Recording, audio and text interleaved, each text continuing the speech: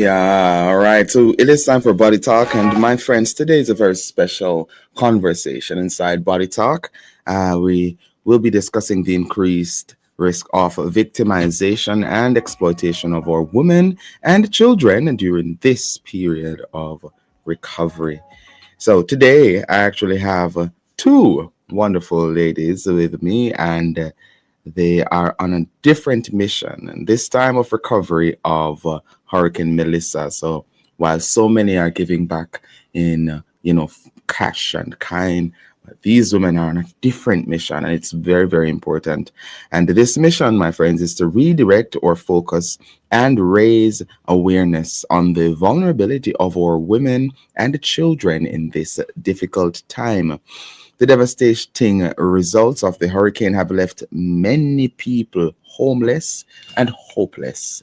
And while we are all uniting to assist these individuals, there are some who will want to take advantage of this fragile moment.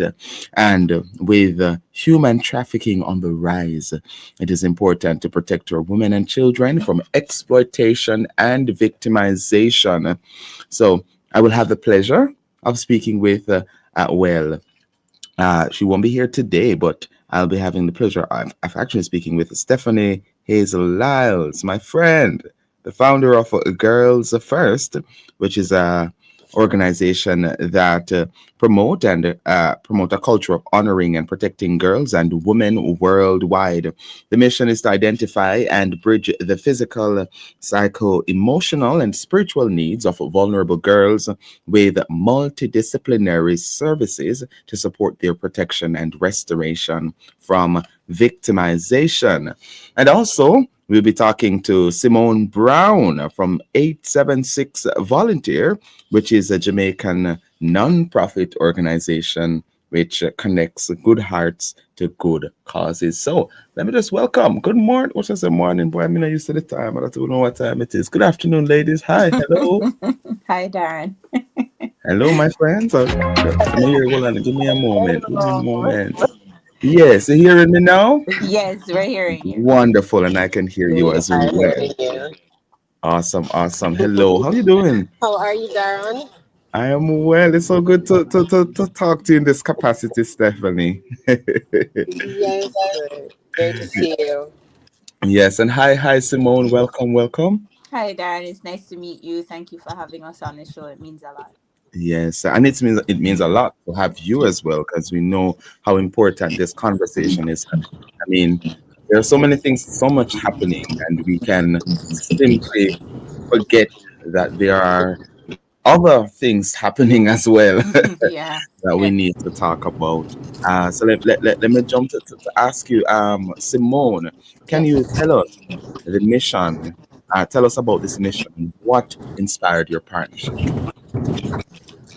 So 876 Volunteer is a grassroots movement that is Mm-hmm, aimed at heightening community awareness towards smaller agencies like Girls First JA, like Pursuit International. mm-hmm, 876 Volunteer is really Jamaica's first volunteer promoter. Just like we have a party promoter, we mm-hmm, promote mm-hmm. volunteering. And so what we were doing for years is building relationships with Stacy, with Stephanie, and Mm-hmm. their group, and getting them exposure, getting them resources, getting them more volunteers. Yes. And so when Hurricane Melissa happened, we already had established a collaboration and a friendship. So I reached out to ladies and I said, I just get this sinking feeling that amongst all of the beautiful thing that is happening on this island and the unification, there are going to be some nefarious elements that are going Mm-hmm. to use this Wow. gaping wound as an opportunity to Mm-hmm. do so. You had said something really important at the start of the program, that you want,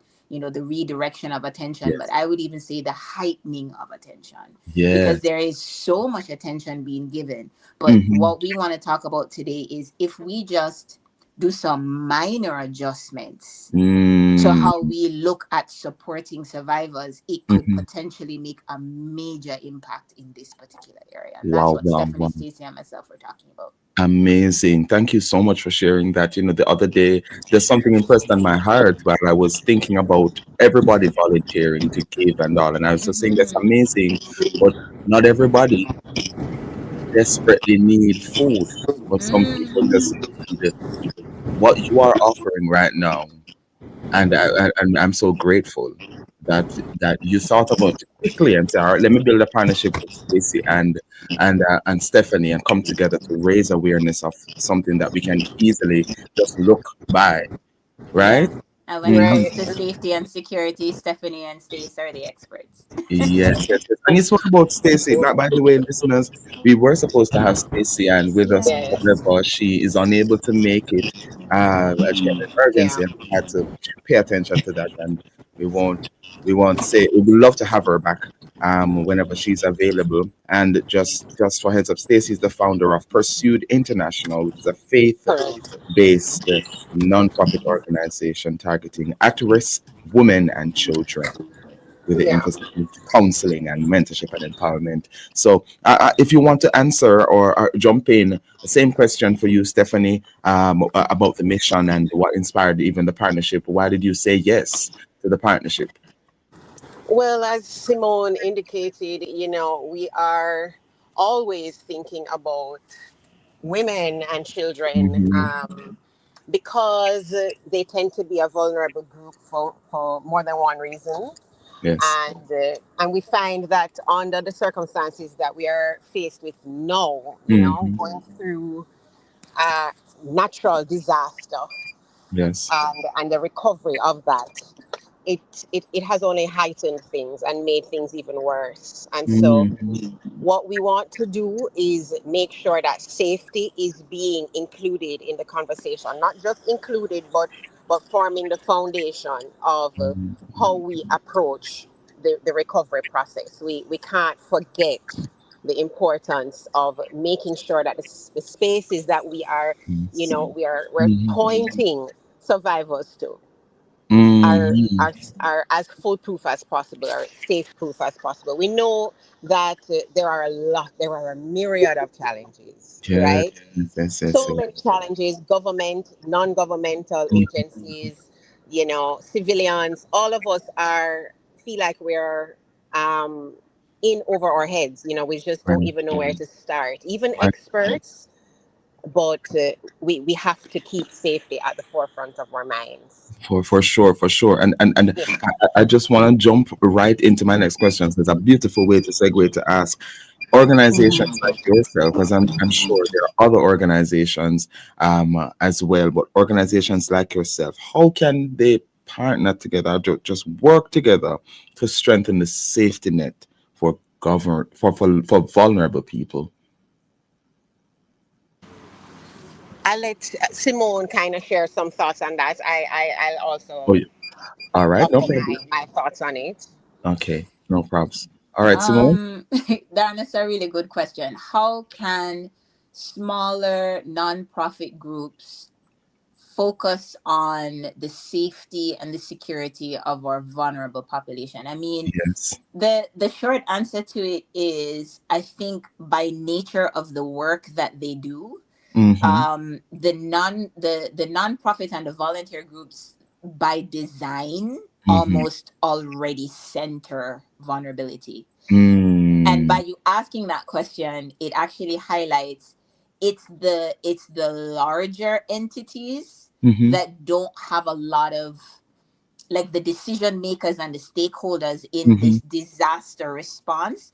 They Yes. are not the ones that have the in the trenches one-on-one impact with a survivor of domestic violence, etc., Right, right, etc. right, So right, when right. they are making their bigger plans, sometimes it can unintentionally not Mm-hmm. include the fabric of those kinds of, Right. oh, a woman wouldn't want this, or a Yeah. child is going to feel a ways if we do this. It's kind of Yes. missing that kind of perspective. Mm-hmm. So the smaller, more grassroots agencies, I wouldn't even say more are a priority in terms of pivoting right now. I think with Yes. what we were talking about was, oh, these are some really great um meaningful structures that the government is trying to do now in week 2 and week Yes. 3, but we're Mm-hmm. noticing some human story that's missing.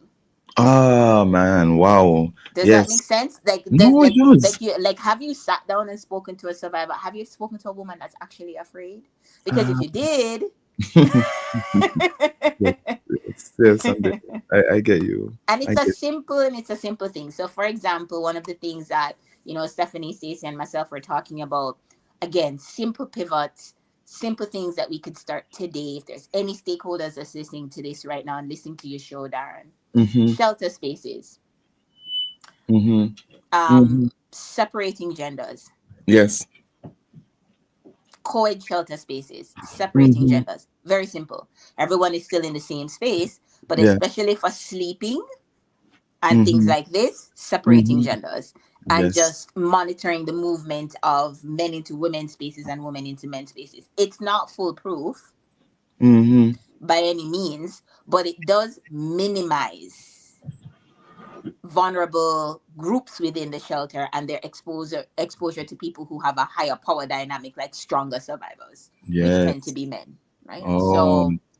it's simple pivots like this that I'm talking about. Yes. Yes. Yes. Yes. Yes. Yes. And boy, I can't. I can't. I'm gonna sound like a scratch record if I say it again. Not everybody need food. Well, we do all need the food and the care packages immediately. But Yeah. this. We need that and more. Yeah. Yeah. And it's just we're talking about POV. So, Yes. things that you can do while you're giving food, things that you can do while Yes. you're managing shelter Yes. spaces. Yes. Again, not a redirect, but a Correct. heightening of. Correct. Correct. Correct. Well. Stephanie is here with me. Stephanie, I want to hear. Stephanie Yes. show up in Yo, Stephanie. I know the traffic I nearly thought beat I me, thought we lost you, but but we we made actually it. gained you. Yes. I want to hear your thoughts on it, on this, Stephanie. Uh, What aspect exactly?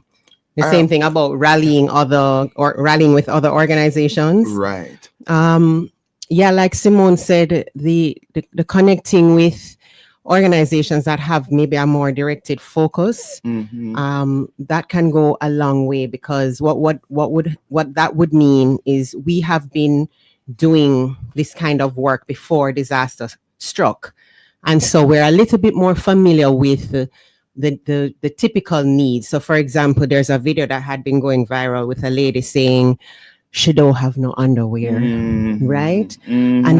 that's just something that people will Mm-hmm. easily overlook. That you Mm-hmm. can easily forget Right. that things like that. So even a drive for underwear, that's part of the initiative that we are planning to lead. But even there are even more critical needs like the shelter, so Right. things like the tarpaulin. Yes. We also will be collecting. We're asking for donations to provide these very specialized whistles. Mm-hmm. And I know that might sound kind of silly to some people, but when you have something like that in a shelter, for example, you have to be in a shelter. Mm-hmm. You don't have a house anymore. Right. Having that even as just some way of alerting, you know, people around you so Right. that you can feel a little more secure. Right. Things like those are some of the things where we are Yes. collecting in terms of donations Right. and partnering with other organizations to mobilize. But we Yes. have other ideas that we're proposing. We think, for example, that shelters could be divided by gender. Right. And Simone just said the same thing as well. Right. So yes, you know indeed. and we want to just see how best we can streamline some of these security measures, ensuring that we have security at posts, Mm-hmm. at entry points of these Mm-hmm. shelters, Mm-hmm. making the shelters as safe as Safe. possible. Yeah. Yeah. Yeah. Yeah. Yeah. Yeah. Yeah. And Well, Darren, just to sort yes. of piggyback on this, because I know culturally speaking, because we've all been in social media spaces and in the comment section of Mm-hmm. different posts that are discussing everybody's opinion on what's been happening since Melissa. Yes. Mm-hmm. And one of the common narratives we hear is like, what that gonna fix? To be clear, the violation of those that are vulnerable is something that Mm-hmm. has been happening since the beginning of time. Yes. No human being can fix it overnight. What we are discussing are deterrents. Mm-hmm. We Mm-hmm. do not want anybody who is a strategic criminal or Right. someone who is a criminal by opportunity to see a Mm-hmm. system that has not centered the vulnerable, because where we don't center them, somebody else will. Oh, wow. Mm. Wow. Wow. That's powerful. Thank you. Yeah. Wow. Yeah. Powerful. By the way, listeners, if you're just joining us, we are inside Body Talk and we're having a conversation with Stephanie Hazel Lyles from the founder of Girls First and also Simone Brown from 876 Volunteer. And we are discussing the increased risk of victimization and exploitation of our women and children during this period of recovery. Now, let's talk a little bit about human trafficking. Let's Mm. talk about some misconceptions people have about human trafficking that you would like to correct. Well, we tend to think of human trafficking as a problem that's abroad. You know, it's a them problem, and we always think of the movie Taken and Mm-hmm. things like that. Mm-hmm. Where one main misconception is that you have to be taken away from your location to be trafficked, Tell me which more. is not necessarily true. Mm-hmm. You can be exploited right in your own home, and Mm. for the matter, for the sake of this conversation, right in a shelter. You know, trafficking happens when you are exploited for the gain and for the benefit of another person, whether financial gain Yes. or whichever other sick gain they may get from that. And so when people are in these types of situations, they're left vulnerable and left at risk of things like trafficking, even Yes. from those who may be coming in under the guise of Yeah. aid Yeah. Yeah. or Yeah. help. Mm-hmm. Mm-hmm. You know, when people are desperate for help, they tend to be a lot more susceptible to being Yes. taken advantage of. And Yes. so that's another layer of the safety and protection. So we really want to promote community vigilance where people are looking out for each other. One of the ideas that circulated in our discussion, I think Simone raised it, was that we should try to do even an informal sensor Mm-hmm. in your community where Yes. you just know John, Susie, you know, where everybody live, Mm-hmm. and you kind of have an idea of you know your community. Be very aware of your surroundings, and then what we are hoping can be streamlined and implemented on a national level is for volunteers to have some form of identification as they are going into the Yes. communities. So Yes. so that community members can know, okay, well, yeah, they're wearing the armband or whatever it is to Mm-hmm. say that they've been verified, they have been Trained. trained if needed. Because I mean, you Yes. know, volunteers, you'll have different levels and types of volunteers. Yeah. But you can know, okay, at least they've been verified and trustworthy. But when anybody coming in, which is kind of how it seems to be happening, you know, we end up really putting ourselves in a even more vulnerable position Mm. for our communities. So Mm-hmm. yeah, those are some of the things that we are saying we need to be thinking about Mm-hmm. and implementing those in the plans Right. Mm-hmm. for the hurricane relief at this time. Right. Anything you want to add, Simone? Again, I think I'm chronically online. I'm always in the comment section, so I'm always anticipating, the community response to this. Okay, Yes. so you want more safety, you want security, but the vetting process, is it going to slow down emergency response? Is it going to slow down civilians actually getting help to people in need, etc., etc.? We cannot think of Mm-hmm. safety and security in opposition of help. Yes. It is not in opposition of, it is the foundation of recovery. We cannot Correct. have true recovery without safety and security actually being Correct. considered, because sometimes we're rushing through the phases. We want Jamaica to get to phase 2 now, we want rebuild now, we want this now, we want that now, because we just cannot bear to see Jamaica in disrepair. But we Yeah. Yes. just have to pace ourselves a little bit and fold in that safety and security so that the foundation we have is secure.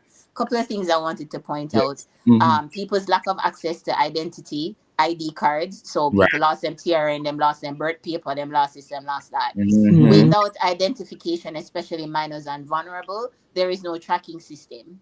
If there Okay. is no full census completed, missing and trafficked individuals may be incorrectly counted within casualty numbers when they really are not a casualty of Melissa, but something else. So that Mm-hmm. is something also to consider. When we're talking about an informal census, we understand that there are some agencies, government sanctioned agencies, there are some volunteer agencies that are mobilizing civilians to go around and take census. There are Mm-hmm. nonprofits right now that are taking census in areas like Mm-hmm. Petersfield, Westmoreland. Big up yourself, Danisha Prendergrass, and all the volunteers on in Petersfield right now. Mm-hmm. They're doing census and they're collecting data.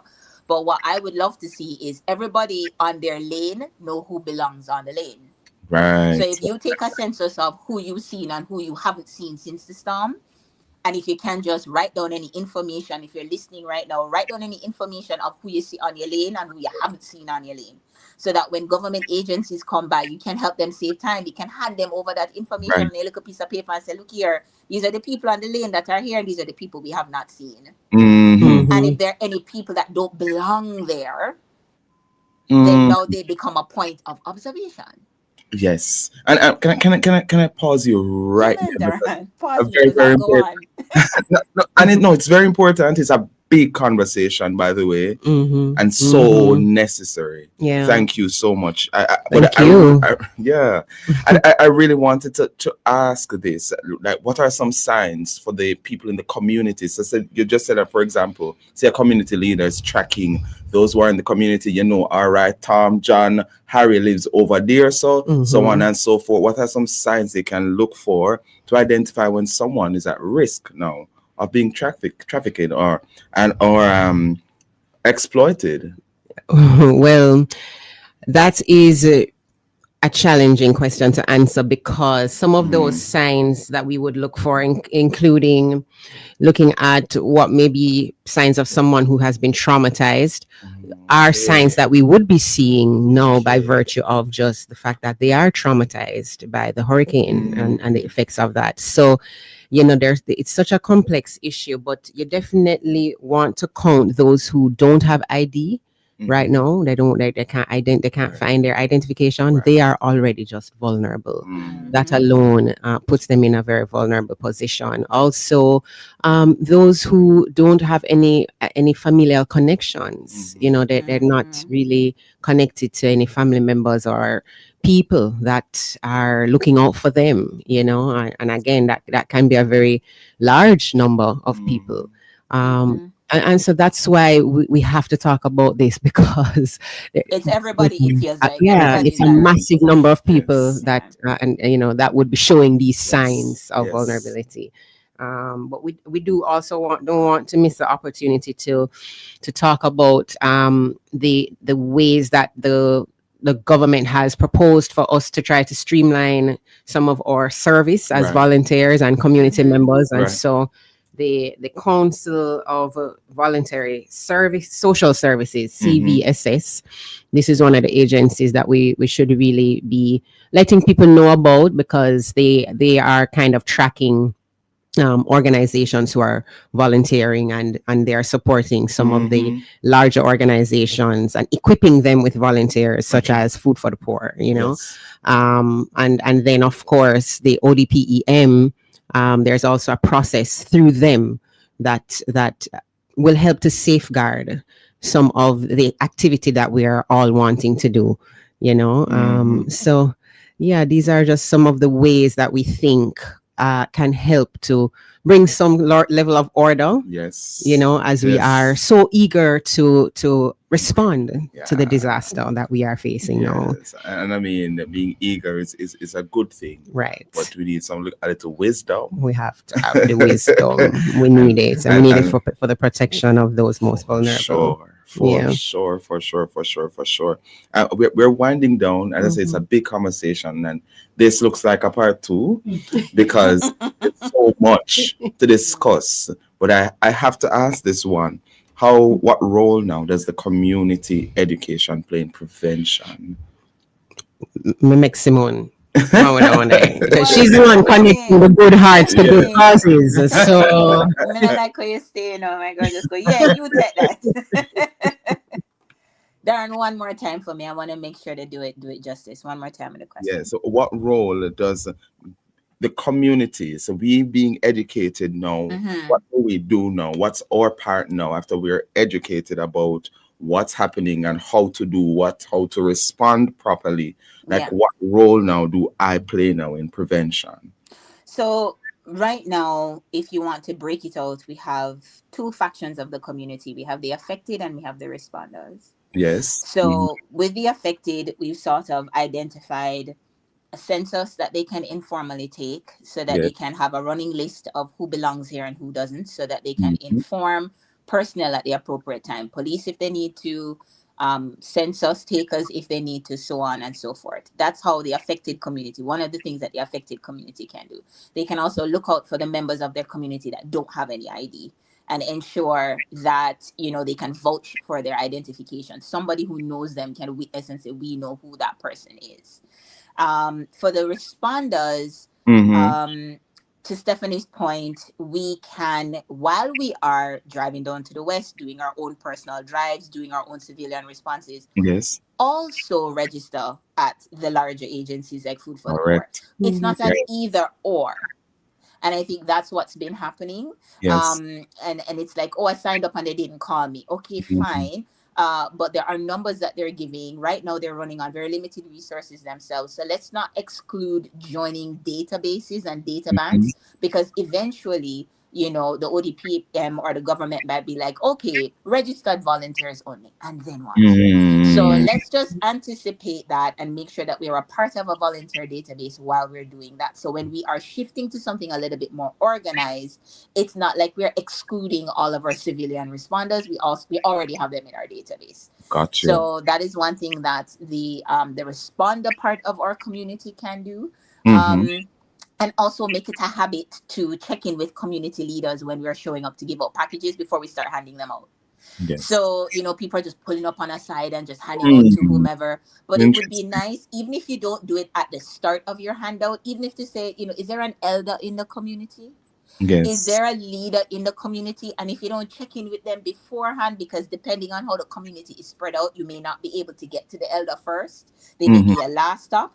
But make it a habit to check in with an elder or a leader of the community in the same way. Watch this, Darren. When people go Mhm. to the maroon, certain maroon village, you know, they have to check in with the chief first. Yes. Yes. Yes. Mhm. Yes. Yes. Every district have a chief, not because Yes. it's not a maroon, not because it's not Chief Curry. Yes. Yes. You Yes. can't Yes. just walk into people church and don't talk to the pastor. You Correct. can't just walk into Correct. people soldier camp and don't report to the commander. So every community has an elder. If you can, if you're doing your own personal drive, ask who the matriarch or the patriarch of the community is, and just check in with them. And if you intend to go back to that neighborhood or that community and make it your targeted community, because some of us have adopted certain districts now. Mhm. I come to find out, which is a great Yes. practice. And Mhm. you still don't know who the elder is. Ah. Okay, so that's Yes. that would be something that we can do.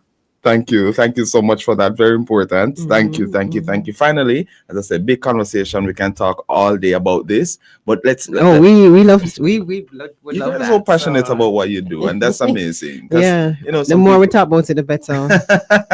Mm. that's exactly what I wanted to ask. Like, how do we keep this conversation? How do we keep these conversations going? And also, Yeah. just give one practical piece of advice to the public today. Okay, well, I would say in terms of continuing the conversation, Yes. definitely partner with us and follow us. You know, we are now especially driving messages as best as we can in the social media space and Mm-hmm. all the other spaces like here on radio. So Mm-hmm. you're going to follow Pursued International. That's on Instagram. Yes. And you can also visit their website at pursuedinternational.com. Mm-hmm. And that's where you learn all about human trafficking as far as it affects our country, our region. There's even an opportunity to be trained on and to receive certification with Pursuit International. So I want to Yes. plug that. And then with Girls First International, which is my organization, you Mm-hmm. can visit our website. We are girlsfirst.com. But most of our engagement is happening in the social media space. So at Girls First JA, keep Mm-hmm. in touch with us there.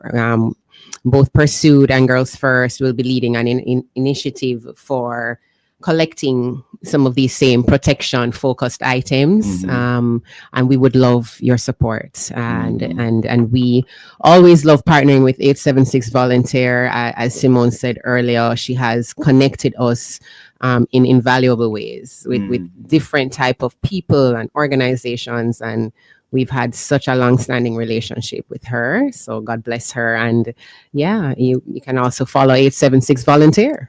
So yeah, Yes, thank you so much. Thank you, maybe Stephanie. Simone can give the practical advice. Yes, one practical advice. Stephanie, I'm noticing a trend, but sorry.